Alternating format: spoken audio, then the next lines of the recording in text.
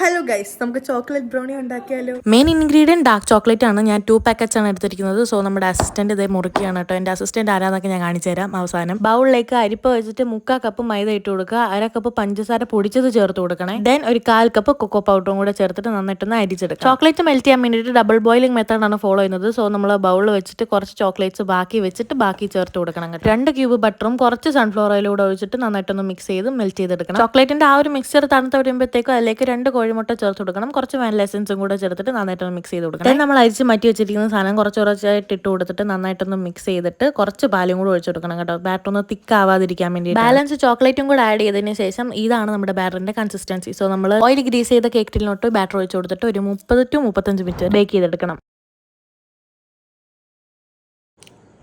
എങ്ങനെയുണ്ട്? എങ്ങനെയുണ്ട്?